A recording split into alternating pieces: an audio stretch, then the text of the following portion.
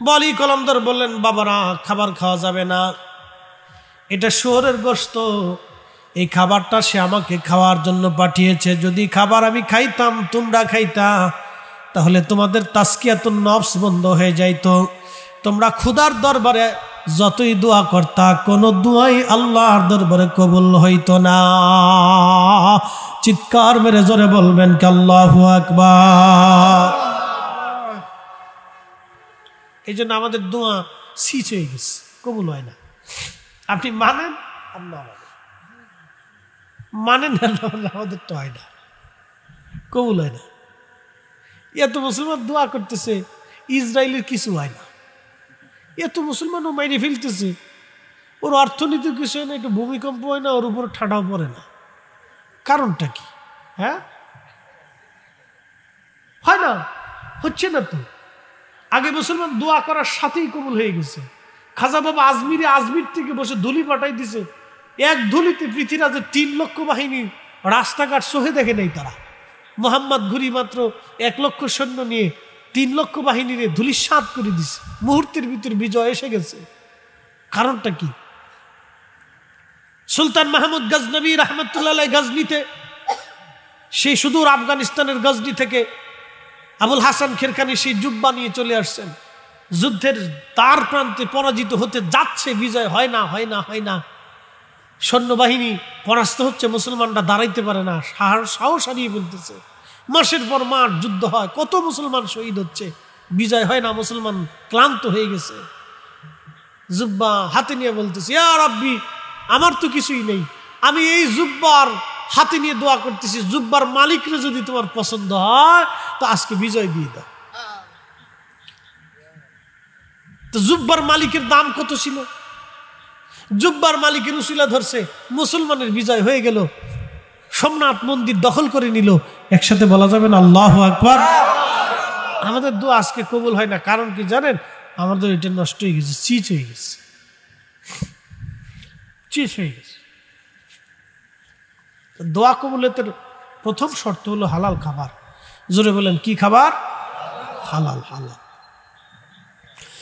প্রিয় উপস্থিতি, হযরত আলী কলমদার রাহমাতুল্লাহ আলাইহি সেই খাবার আর খেলেন না। ফেরাউনের কথা বলতে বলতে বহু দূরে চলে আসছি। রাজা শুনতে পারলেন ওই এলাকায় একজন মহিলা আছে, তার 7টা সন্তান আছে, সবাই পাক্কা ইমানদার। ওই মহিলাকে ধরে নিয়ে আসো, তার সন্তানদেরকে ধরে নিয়ে আসো। তা কষ্ট হচ্ছে আপনাদের? আর সর্বনাশ, আর 10টা মিনিট আমাকে সময় দেন, তারপর নিয়ে দোয়া করব। একসাথে বলি তো আল্লাহু আকবার। হ্যাঁ, আচ্ছা ঠিক আছে। প্রত্যেক দিন তিনি খাবার খান, প্রত্যেক দিন তিনি খাবার খান। জিজ্ঞেস করেন, তুমি খাবার কোথা থেকে আনছো, কোথা থেকে আনো নাই? আহা, আগের যুগের আবিদ এবং জাহিদ যারা ছিল, দেখবেন তারা খাবার কোথা থেকে আসছে এটা আগে দেখে খাবার খাইতেন। আমাদের দেশে আগের মুন্সি, মাফ করবেন, আমি কোনো আলেমের বিরুদ্ধে বলছি না, আমরা নিজেরাও এই আমলটা করতে পারি না। আগের যুগের মুন্সি, যারা এলাকার মুন্সি বলা হতো অথবা মোল্লা বলা হতো, আমাদের ফরিদপুরের ভাষা, আমার বাড়ি কিন্তু বেশি দূরে না, কানাইপুর, আমি থাকি ঢাকাতে। আমার দেশের মানুষ আমাকে চিনে কম, তো খুব মনোযোগ দেন।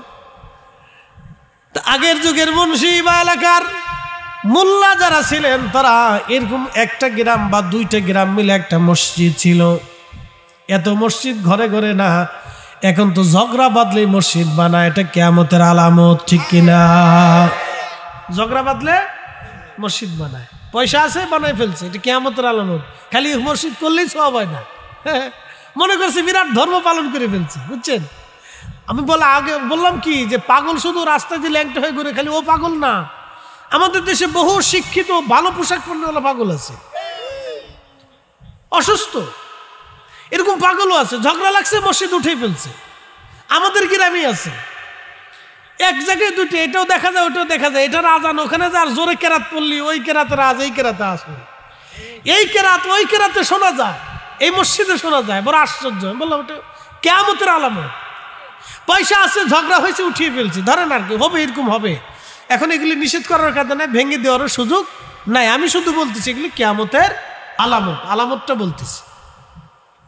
যেটা উঠে গেছে সেটা তার ভাঙার সুযোগ নাই, সুযোগ আছে, উঠে গেছে, এটা আল্লাহর ঘর, কি করার আছে? এখন আর এটা নিষেধ করার সুযোগ নাই, বন্ধ করার সুযোগ নেই, উঠে গেছে তো উঠে গেছে। দেখলে আলামত, কিয়ামতের আলামত, সেটা বলতেছি। তো খুব মনোযোগ দিয়ে, তো যে কথা বলছিলাম যে আগের যুগের মুন্সি বা মোল্লা যারা ছিলেন, এলাকার কোনো মেয়ে মহিলা যদি বেপর্দা চলতো তাহলে মুন্সি মোল্লারা সেই বাড়িতে খাইতো না। কি মনে হয় আপনার কাছে, সত্য না মিথ্যা? খাইতো? একসাথে বলেন আল্লাহু আকবার। না না, আরো জোরে বলেন, জোরে জোরে জোরে। এখন আমরা খাই কিনা? কথা কন না কেন, খাই কিনা? আপনিও খান, আমিও খাই। তার মানে বোঝা যাচ্ছে আমারটা 100% পিওর না। অতএব ওই দোষ ধরাধরি না করে নিজেরটা আগে চিন্তা করে, ঠিক আছে না? গুতাগুতি না করে আগে নিজেরটা দেখেন যে আমি ভালো কিনা, আমি ফ্রেশ আছি কিনা, এটা আগে দেখতে হবে। প্রিয় উপস্থিতি, ফরিদপুরবাসী খুব মনোযোগ দিয়ে শুনে যাবেন। হযরত আবু বকর সিদ্দিক রাদিয়াল্লাহু আনহু তিনি প্রত্যেকদিন জিজ্ঞেস করে খান, কি আনলে, কোথার থেকে আনছো, খাবারের উৎস কি? আজকে গোলাম খাবার আনছি, কিন্তু সিদ্দিক আকবর খাবারটা কোথার থেকে আনলেন ক্ষুধার কারণে তিনি জিজ্ঞাসা করেন নাই, খেয়ে ফেলে দিলেন তিনি। খাওয়ার পরে গোলামকে বলতেছে, গোলাম খাবার কোথার থেকে তুমি আনছো? গোলাম বলল, হুজুর গণকের কাছ থেকে আনছি। গণক? আপনারা গণক তো চিনলেন, যারা হাত দেখে, রাশি দেখে বলে ভাগ্যের কথা। যারা হাত দেখে, চেহারা দেখে, রাশি দেখে ভাগ্যের কথা বলে দেয়, সাবধান, তাদের কথা বিশ্বাস করলে ঈমান থাকবে না। এরকম বহু মুসলমানের ঈমান চলে গেছে। বহু মুসলমানের, এই যে আমার হাতে একটা আংটি দেখতেছেন, এটা আমি হজ থেকে, মক্কা থেকে আনছি, আকিক পাথর। আল্লাহ রসুল আকিক পাথরের আংটি ব্যবহার করতেন রূপা দিয়ে, এই জন্য আমি ব্যবহার করছি, কোনো বিশেষায়িত নাই। অনেকে ভাববেন যে ফরিদি সাহেবের আংটিটার ভিতর বোধ হয় কোনো জাদু টাদু আছে, মানে কিছু আছে, মানুষ মানে আকৃষ্ট করে না, কিচ্ছু না।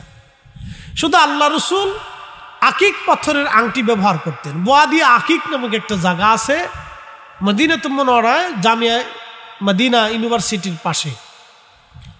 এই ওয়াদি আকিক, ওয়াদিল মুবারক বলা হয়, এর ভিতরে এই পাথর তৈরি হয়, আকিক পাথর তৈরি হয়। আল্লাহ রসুল বলছেন এই ওয়াদিল মুবারক, এটা মুবারকময় উপত্যকা। একসাথে বলবেন না মারহাবা। সেই পাথরের আংটি নবী ব্যবহার করতেন বিধায় আমি ব্যবহার করি, নতুবা এই ছাতা আমার কোনো প্রয়োজন, এত কষ্ট করে আঙ্গুলের ভিতরে এটা রাখার কি দরকার আছে? এটা ঘামে, এটা খুলি, এটা লাগাতে এটা খুলি, লাগাই। আল্লাহ রসুল ব্যবহার করছেন, তাই করতেছি। এটার ভিতরে কোনো বিশেষায়িত কিছু নাই। মনোযোগ দিয়ে, এই যে হাত দেখে যারা ভাগ্য গণনা করে, তারা নিজেরাও মুশরিক, এবং তাদের কথা যারা বিশ্বাস করবে তাদের ঈমান চলে যাবে। ভাগ্য কার হাতে? একসাথে বলেন, কার হাতে? আগামী সময় আমার আপনার জন্য কি আসবে আমরা কেউ বলতে পারি? আল্লাহর কোরআন বলতেছে, ওয়ামা তাদরি নাফসুম মাযা তাকসিবু গাদা।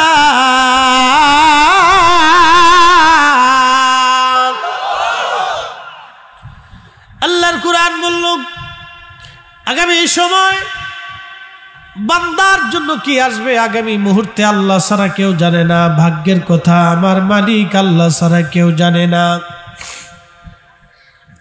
আপনি কি খাবেন আল্লাহ ছাড়া কেউ জানে না। আপনার কি বরাদ্দ আছে আল্লাহ ছাড়া কেউ জানে না। আমরা যারা কোটি কোটি হাজার হাজার কোটি টাকা দেশের সম্পদ আমরা মেরে নিলাম, মেরে খাইলাম, যারা গরিব মানুষের হকগুলি মেরে নিলাম, মেরে খাইলাম, একটা টাকাও কেউ কবরে নিতে পারবে না, একটা অর্থ নিতে পারবে না। তারা এই পরিমাণ অর্থ খেতেও তারা পারবে না। কিন্তু অনেকে কোটি কোটি টাকার মালিক, সরকারি চাকরি করে কোটি কোটি টাকার মালিক, মাসে বেতন প্রায় 50,000, কিন্তু তার ঢাকা শহরে 4টা 5টা বাড়ির মালিক, অন্তত 100 কোটি টাকার মালিক সে। টাকা জিব্রাইল আমিন দিয়ে যায় নাই, সব গরিব মানুষের টাকা। কথা বলেন ঠিক কিনা?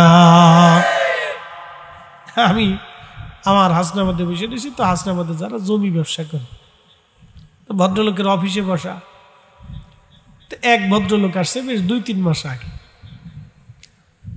মাথায় টাপ টুপি আছে, মুখে দাড়ি আছে, গায়ে পাঞ্জাবি আছে, আপনি দেখলে মনে হবে খুব বুজুর্গ। তা আমার সামনে বসছে, আমারে উনি ভদ্রলোক নিয়ে ওনার পাশে চেয়ারে বসেছে। হুজুর আপনি আমার এখানে বসে, যথেষ্ট সম্মান করে। তো বসার পরে তো একটা লেনদেন হলো 60 কোটি টাকার। মনোযোগ দিয়ে 60 কোটি টাকা। তো লেনদেন শেষ হলো, লোকটা চলে গেল, আমাকে বলতেছে যে চা খান।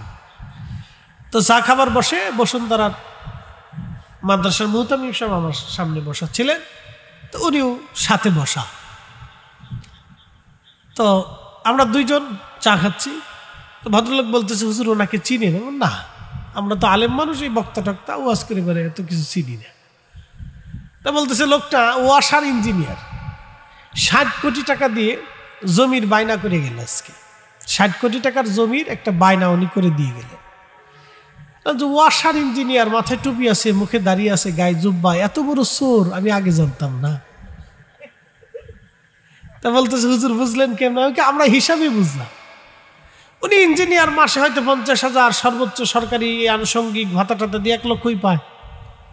তো বছরে 12 লক্ষ টাকা ওনার খরচা আছে, 6 লক্ষ থাকে 6 লক্ষ। তো 6 লক্ষ করে যদি আপনি বছরে তার ইনকাম অতিরিক্ত সোর্স জমা থাকে, তাহলে 60 কোটি টাকা হইতে হলে তাকে কত বছর চাকরির দরকার? সে রানিং একজন ইঞ্জিনিয়ার, 60 কোটি টাকা কোথার থেকে সে পেল? বাকি টাকার উৎস কোথায়? তার মানে বোঝা গেল সেই জনগণের টাকাগুলি মেরে খেয়েছে। এই জন্য ঢাকার শহরের পানি বুড়িগঙ্গা বৃষ্টি নামলে সহসা ঠিক মতো আসে না। এখানে ভাঙ্গা, এখানে সিরা, এখানে ফাটা, এখানে 2 দিন পরে পানি জমে যায়, ময়লা জমে যায়, গন্ধ ছুটে, বাথরুম বের হয়ে আসে, পায়খানা বের হয়ে আসে, পানি ঠিক মতো সাপ্লাই হয় না, মানুষ গ্যাস পানি ঠিক মতো পায় না, একসাথে পানির ভিতরে ময়লা জমে যায়, পানির সাথে বাথরুমের লাইন চলে গেছে। এই সমস্ত ইঞ্জিনিয়ার সোর্স চুপটাদের জন্য আমার দেশের মানুষ কষ্ট পায়, আমার শহর এখনো নোংরা।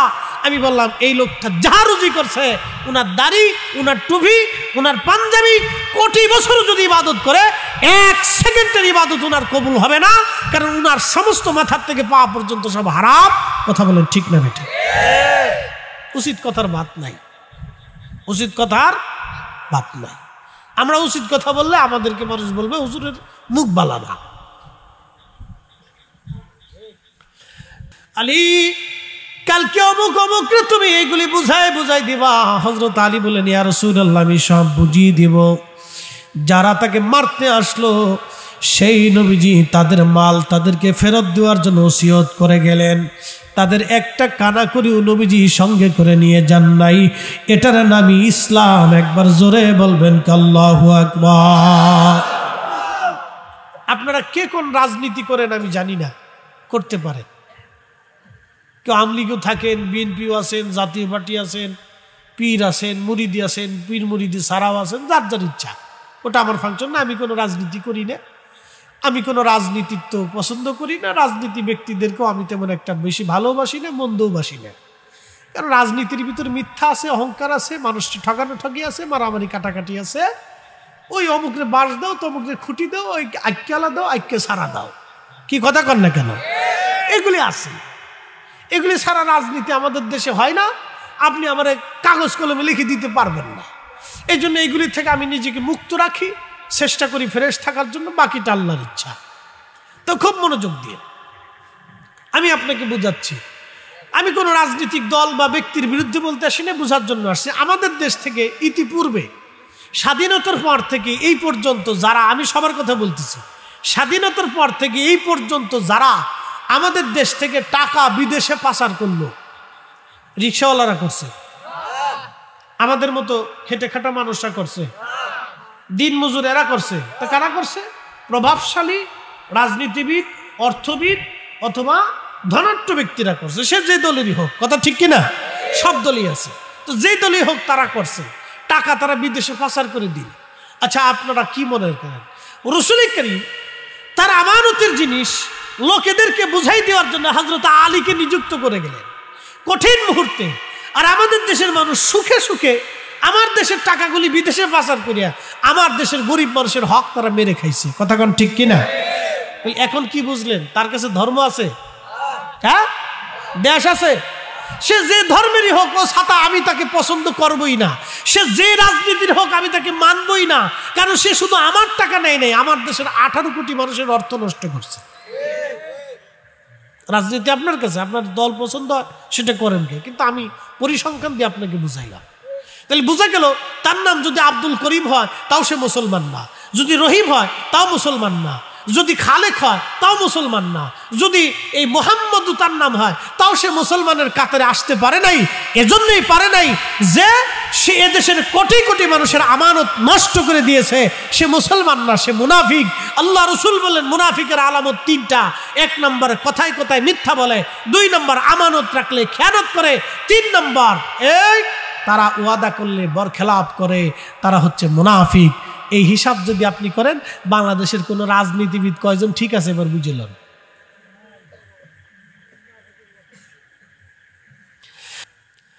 প্রিয় উপস্থিতি, আমার খুব মনোযোগ দিয়ে, আল্লাহর নবী যে মসজিদে নববীর ভিতরে, মসজিদে নববী, যে মসজিদে নবীজি নিজে নামাজ পড়েন, সাহাবীরা নামাজ পড়েন, এই মসজিদে নবী বসা, সাহাবা ইকরাম বসা। এক ইহুদি নিয়ত করে গেছে আজকে নবীর মসজিদের ভিতরে যায় পেশাব করে দেব। ইহুদি নিয়ত করছে যে আজকে নবীর মসজিদে পেশাব করব। ইহুদি মসজিদের ভিতরে যাইয়া লুঙ্গির কাপড় উঁচা করে পেশাব শুরু করছে, তো ঘুরাই ঘুরাই পেশাব করতেছে। কেমনে? ঘুরাই ঘুরে পেশাব করতেছে। সাহাবা ইকরাম বাধা দিতে গেছে, আল্লাহ নবী বললেন থামো, বসো, তাকে পেশাব করতে দাও। একসাথে বলবেন আল্লাহু আকবার। না না হয় না, আরো জোরে। আপনাদের মসজিদে কোনো হিন্দু এসে যদি মতে, তো বিশ্বযুদ্ধ লেগে যাবে না? আপনারা মারবেন, পিটাবেন, কিন্তু আল্লাহ রসুল কি করছেন দেখেন। এই জন্য না না, মারা যাবে না, আপনি ধর্মটা বুঝে যান। আল্লাহ নবী রাগ করেন নাই। একসাথে বলবেন আল্লাহু আকবার। তিনি আমাদের রসুল শিখিয়ে দিয়ে গেছেন, আপনার মসজিদে, রসুলের মসজিদের চাইতে আপনার মসজিদ কোনো মতেই দামি না। যে মসজিদে নবী নিজে নামাজ পড়িয়েছেন, সাহাবীরা নামাজ পড়েছেন, আল্লাহর নবী যে মসজিদে বসে সাহাবীদেরকে দর্শ দিয়েছেন, মসজিদে নববী মক্কাতুল মুকাররমার পরে যে মসজিদের মর্যাদা সামাম পৃথিবীর কাছে, সেই মসজিদের ভিতরে ইহুদি এসে পেশাব করতেছে। সাহাবে کرام ধমক দিতে গেছে, ধরতে গেছে। আল্লাহর নবী বলেন থামো, তাকে পেশাব করতে দাও। পেশাব শেষ হয়ে যাওয়ার পরে রসুল বলেন তোমার পেশাব কি হয়েছে? বলে হ্যাঁ ইয়া রাসূলুল্লাহ, আমি মন মতো পেশাব করেছি। কিন্তু মুহাম্মদ প্রশ্নের জবাব দিবেন, পেশাব করার পরে আপনি আমাকে বাধা দিলেন না কেন? অথচ আপনার মসজিদে আমি পেশাব করেছি। আল্লাহর নবী ডাক দিলেন, যদি পেশাবের সময় তোমাকে বাধা দেই তাহলে তোমার কষ্ট হতো।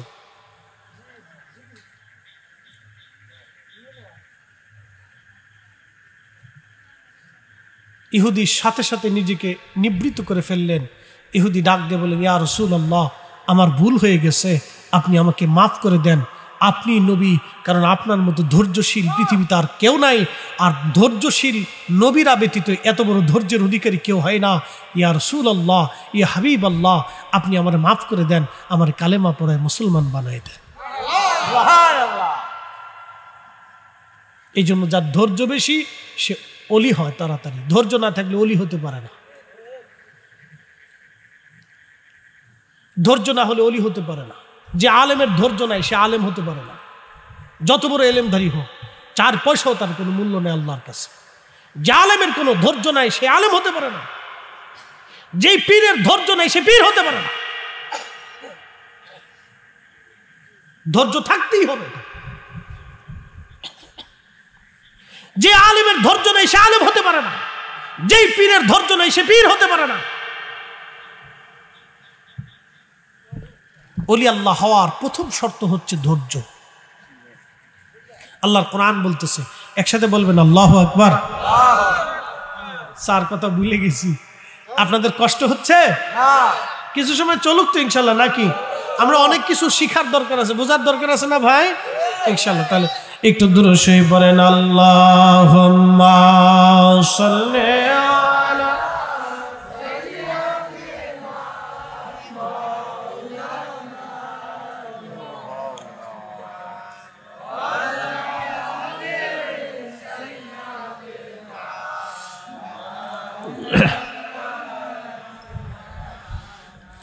তুমি আল্লাহর প্যারা হাবিব, তোমার তুলনা নাই কেউ আর, তোমার মতো আকাশ ভ্রমণ করে নাই কোনো পয়গম্বর। আল্লাহুম্মা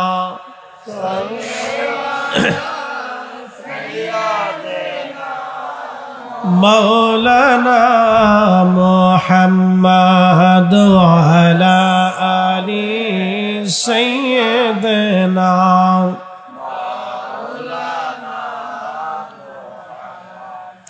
ত্রিভুবনের প্রিয় মুহাম্মদ এলো রে দুনিয়ায়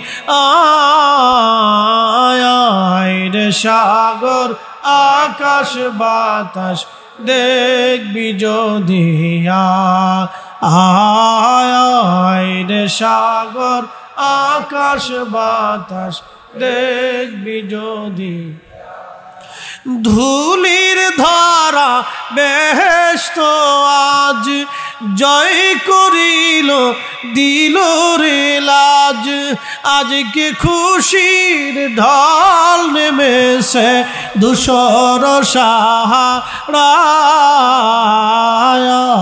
রে, সাগর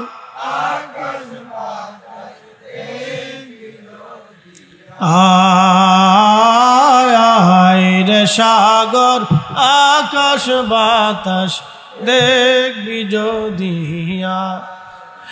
তেলের গাড়ি তেলে চলে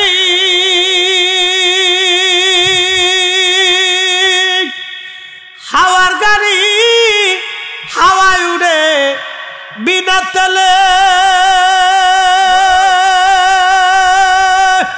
চালায় গাড়ি নবী সুলাইমান। আমরা সেই মুসলমান, আমরা সেই মুসলমান। আল্লাহুম্মা সাল্লি আলা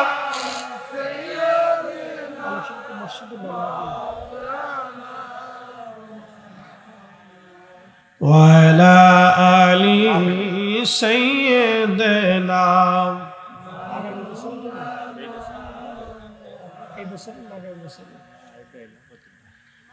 তো যাক, আলহামদুলিল্লাহ আমরা উপস্থিত হয়েছি। দীর্ঘ সময় আপনাদেরকে আমি আলোচনা শুনিয়েছি। মূল বিষয় হচ্ছে কি শোনেন, এই আপনার আমার ওযু যদি না থাকে তাহলে নামাজ হবে না। আপনি সারা রাত্র যদি নামাজ পড়েন, ওযু যদি না হয় তাহলে নামাজ হবে না।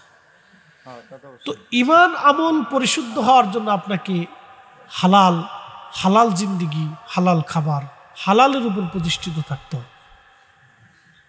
কষ্ট হোক, কম খান, ডাল ভাত দিয়ে, কচু শাক দিয়ে, আলু ভর্তা দিয়ে খেয়ে থাকেন, তারপরেও হারামের দিকে না যাওয়াটাই সব কর্মচারী কর্মকর্তাদের আমাদের এই ওয়াজ শোনা দরকার। এমপি, মন্ত্রী, মিনিস্টার, এই সরকারি উচ্চপদস্থ কর্মকর্তা, কর্মচারী, ম্যাজিস্ট্রেট, হ্যাঁ, জজ, উকিল, ব্যারিস্টার, এদের কি কথা কর না কেন, ঠিক কিনা?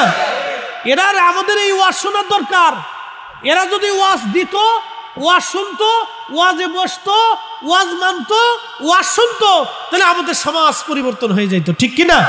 রাষ্ট্র পরিবর্তন হতো। এরা ওয়াজ দেয়ও না, ওয়াজে আসেও না, ওয়াজে বসেও না, ওয়াজ মানেও না, শুনেও না, টাইম বলে না।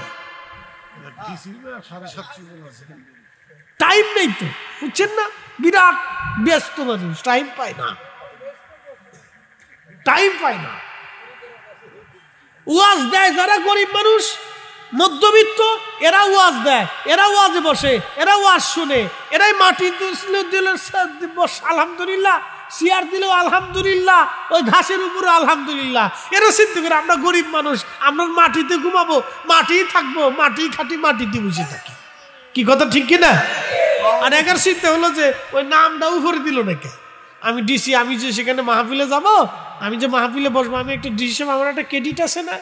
কবরে এই ক্রেডিটে কাজ হবে না, কবরে এই ক্রেডিটে কাজ হবে না। হাসরের মাঠে সাঁতার ক্রেডিটে কাজ হবে না।